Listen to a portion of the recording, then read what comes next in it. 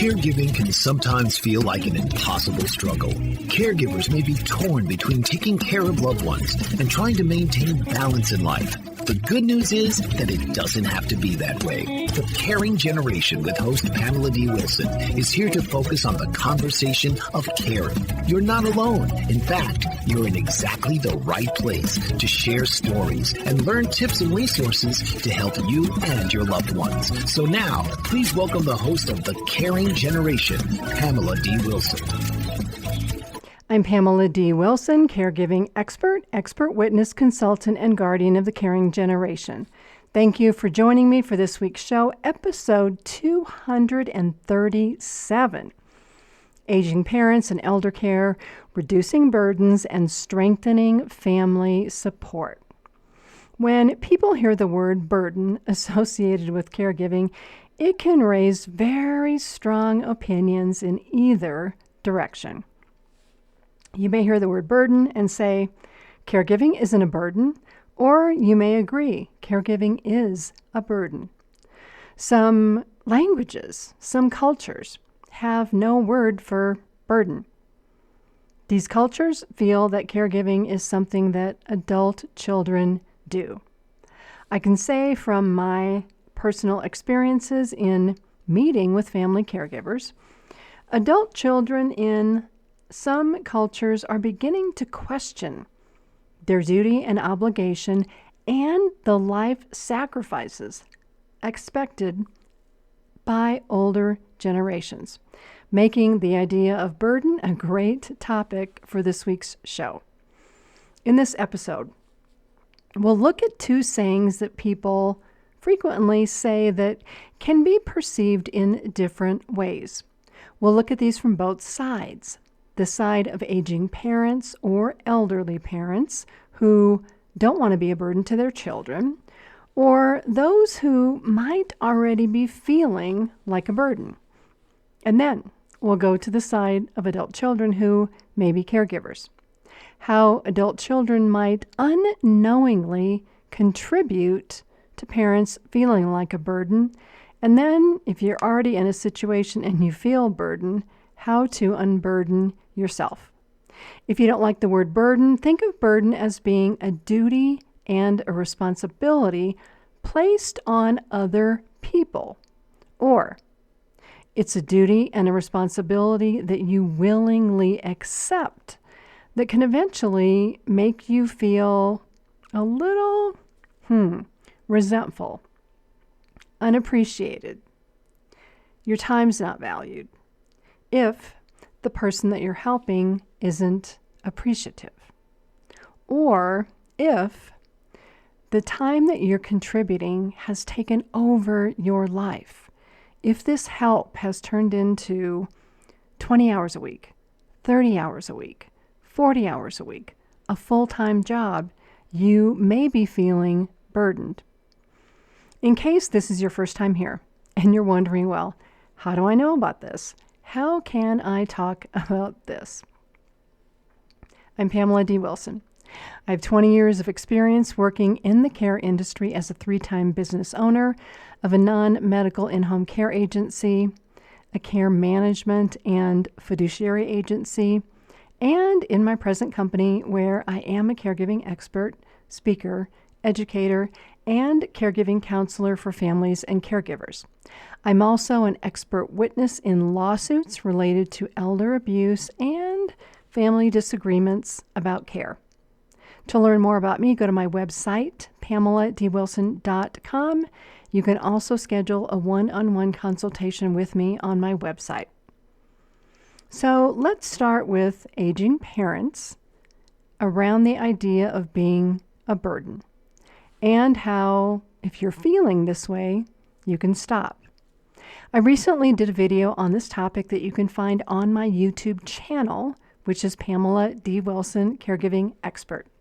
This video will also be on the podcast transcript page for this episode 237 of the Caring Generation.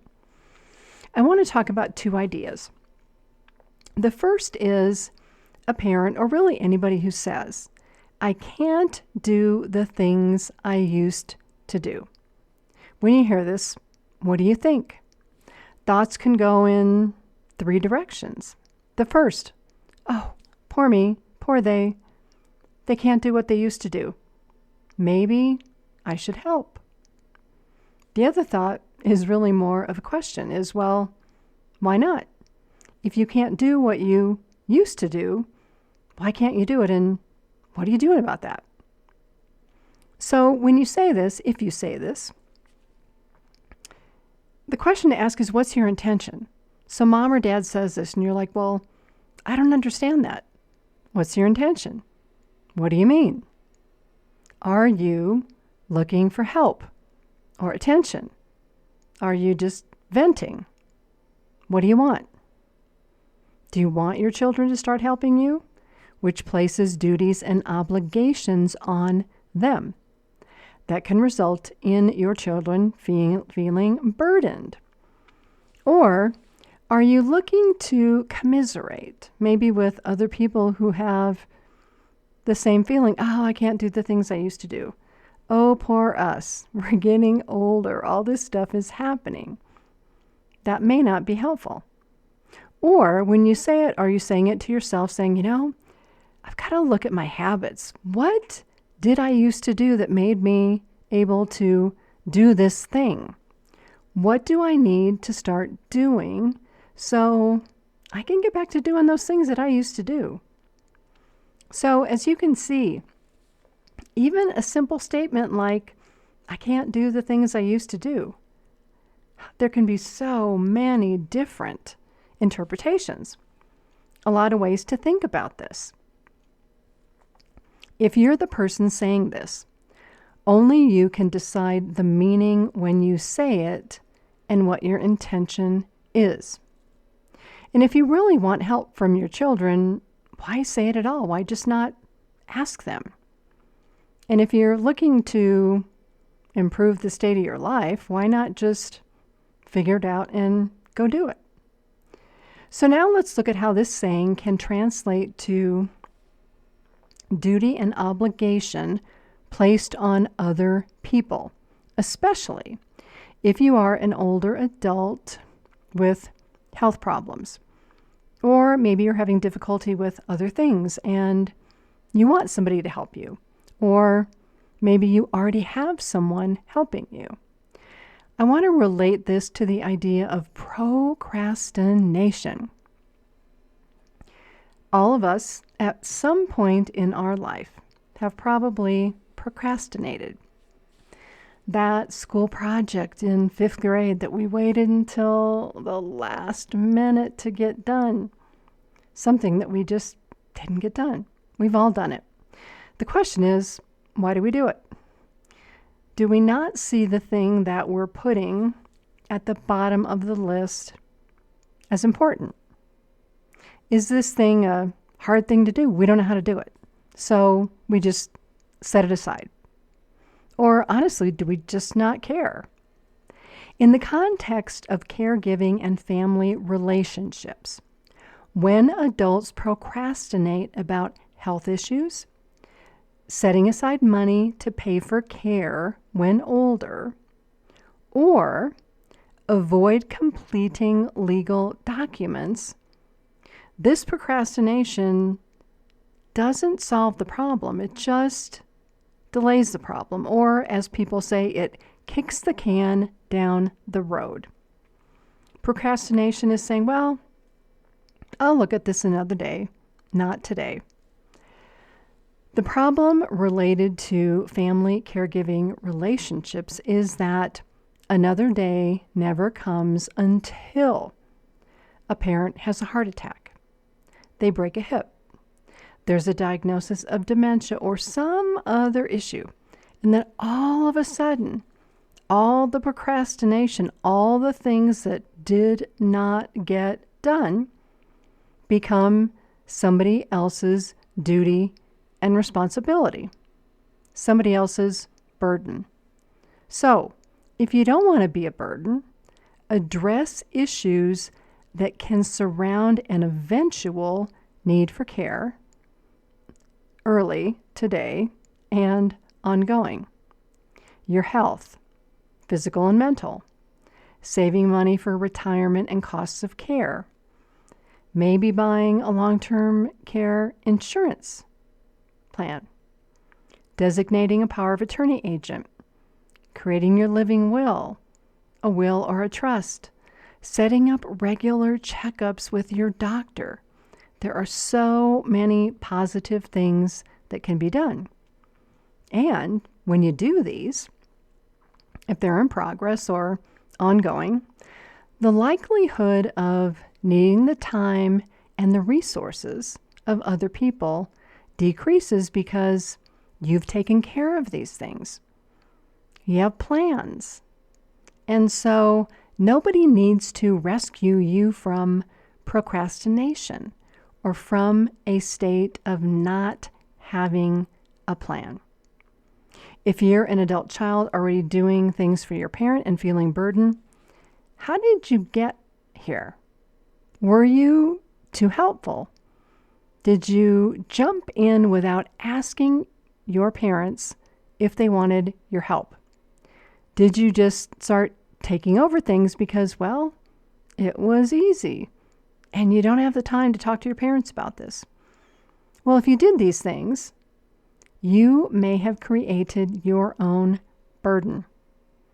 I know so many children who want to be helpful, but they never think about the actions they take that make parents do less for themselves and make parents more dependent on the children, until, of course, the children are feeling burned out.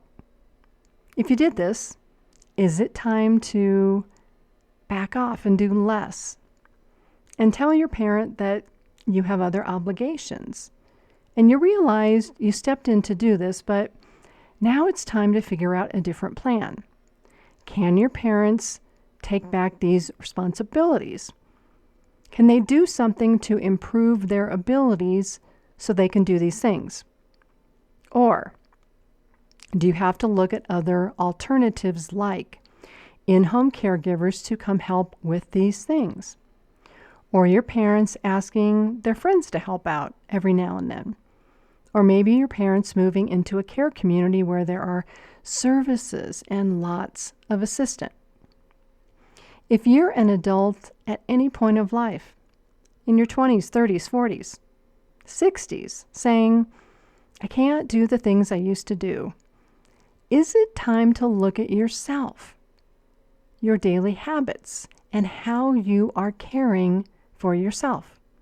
Now, of course, if you used to do extreme things like jump out of airplanes or drive race cars or something else that could have been life-threatening or risky, well, then maybe saying, I can't do the things I used to do is okay. But if you're saying this about daily activities, I used to mow the lawn, I used to garden, I used to go walk at the zoo, I can't even walk through the grocery store now. Well, you know what? It's probably time to address the why can't you and do something about it. Because if you're 40, 50, or 60 and you're already having physical problems, or maybe even experiencing memory loss, it's not going to get better until you do something to change it. And with memory loss, depending on the diagnosis, if it's dementia or Alzheimer's, it's probably not going to get better at all, and you need a plan. Now, I know some of you are saying, oh, I don't have time, I can't do anything about it. Well, that's your choice.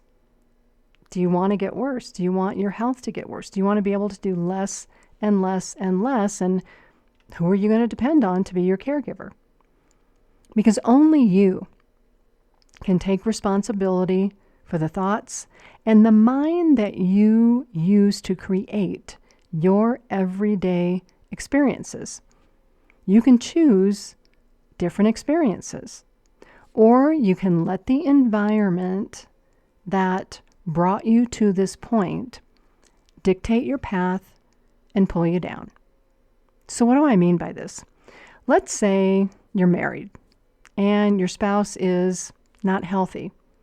They're overweight, they eat junk food, they're not very active. Your spouse in your 20s, 30s, 40s is probably going to need a caregiver. And guess who gets that job? It's you.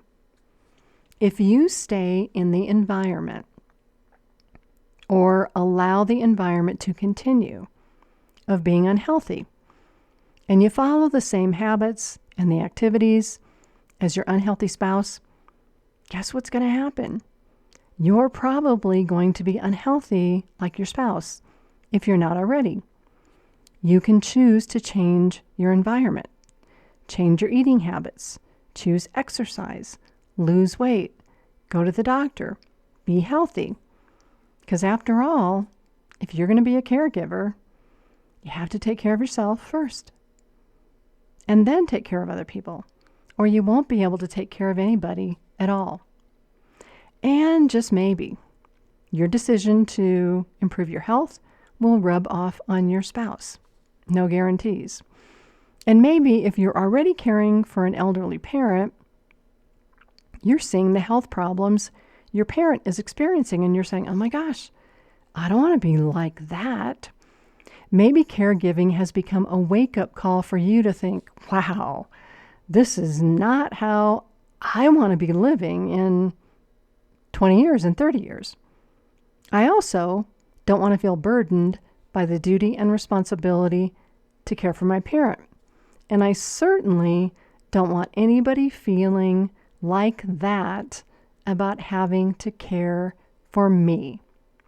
So, regardless of which side you're on, an aging or elderly parent or an adult child, not being able to do the things you used to do, it's a 911 call. It is a warning bell. It's sirens going off saying, pay attention.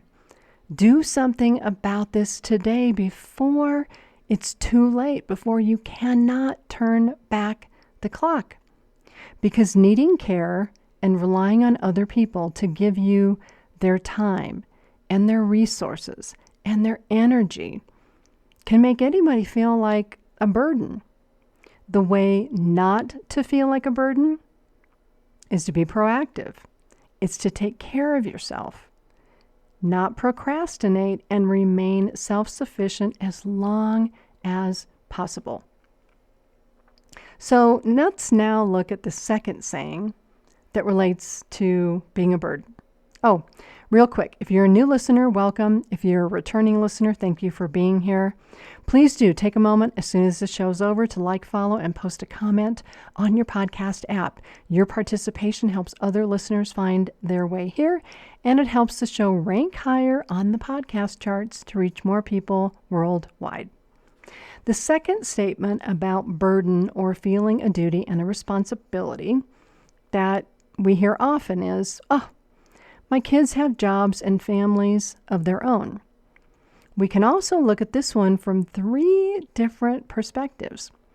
First of all, if you are a parent who can say this, you also should be saying, my kids have jobs and families of their own. Thank God.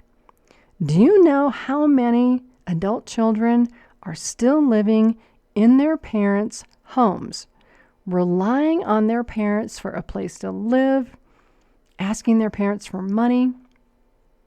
There are a lot of kids in this situation. If you're a parent who has kids out of the house and they're successful and they're self-sufficient, thank God. So, thank God. But maybe on the other hand, there's always another side, right? Maybe you're a parent saying, oh, my kids have jobs and families of their own, but they're too busy. They never call me. They never come to see me. How many of us say this in the context of a normal relationship? Maybe some of our friends or family members are too busy to call or spend time with us, and we'd like to see them. Well, are we feeling sorry for ourselves if we're saying, this person's too busy? Well, people are busy. People have to work to pay the bills. They have to take care of themselves and their spouses and their children. So if we're saying, oh, you're too busy for me, Are we trying to make the other person feel bad about not spending time with us? Or is that statement more about us and how much we miss them? So, look at this in a different way. What about saying, it seems like you're juggling a lot of things, a lot of stuff these days. You're so busy. I would love to see you. Is there anything I can do to help you out? I'll even come help you clean the house, clean out the garage. I'll run errands with you. I'd just like to be able to spend some time with you. So, like the first saying, 3 very different perspectives on just a single statement or single thought. So why is this important to the idea of burden? It's important because burden can link to the idea of one person wanting to make another person feel guilty about not giving their time or doing things for a particular person. That statement can be everything about the person who says it and how that person feels, rather than considering how the other people who are busy and stressed out and pressed for time and probably feeling like they can't keep up, rather than thinking like how those poor people feel. So when we talk about family caregiving relationships and burden and many other topics, there's 2 sides to every story. Burden can also be known as duty and responsibility. Those can be easier words to accept. But the idea is, what's the goal? Do we burden others so that we are the beneficiary of their time, resources, and generosity? Or do we really want to spend time with them and we're willing to help them? What can aging parents who don't want to burden their children offer in return to help their children? Can you cook some meals for your kids? Can you watch the grandkids? Can you go over and help your kids clean their house? I mean, there are things that can be done that are reciprocal, that go both ways. And no matter where you stand in this conversation about burden or duty or responsibility, how about not procrastinating about making plans for your getting older and plans for your potential care needs? If you want your parents to make plans, make your own plans. Don't procrastinate. Everybody, or most people I know, want to live a happy life that has meaning. And this definition is different for everybody. To some people, this means being independent and being able to do what I want and not needing care. Well, if that's you, it's time to get to work and take actions to increase the probability of getting what you want out of life. How many of us even think about that? Do we ever think about how do we raise the probability of succeeding at A, B, or C? It's really a different way of thinking. And it's not so dissimilar from our prior discussion about how 2 single statements can be interpreted in 3 different ways. How do we increase the probability of what we want to happen? Well, we have to consider doing something different that gets us closer to this goal every day if we want to make that happen. I can use this podcast as an example.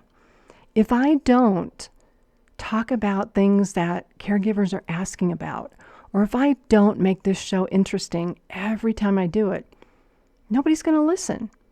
If I don't ask you to like the show, or follow the show, or put in a positive comment, or tell other people about it, I'm not going to be able to get more people to listen to the show.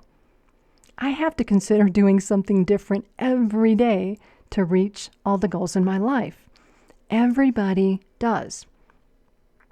If you're an aging adult who doesn't want to be a burden or place duty or responsibility on your children, how are you increasing the probability of making this happen?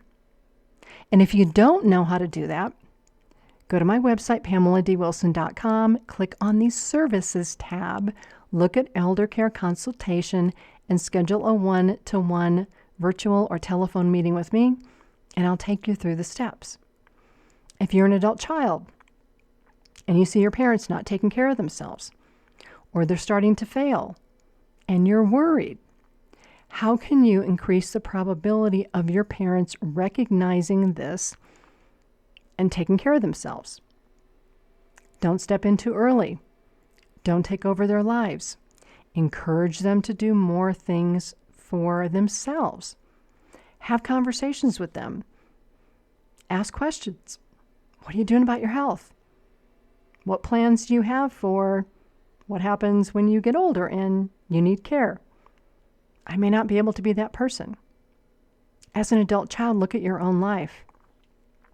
While none of us want to consider what happens 60 or 70 years down the road, it's eventually going to happen. And the closer we get to it and we see our grandparents and our parents needing help, the more that becomes a reality to us. But the problem is if we wait until we're 60 or 70 to plan for it, it's too late. There's no time to save money. There's no time to go back and change health habits that you wish you would have changed.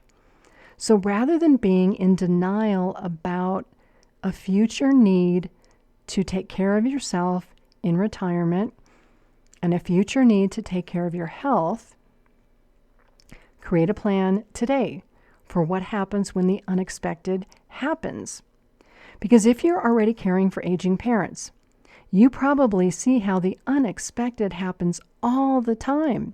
You know it because you're getting the phone calls. You're having to run over to their house to do things. You're meeting them at the emergency room. You're going with them to doctor appointments.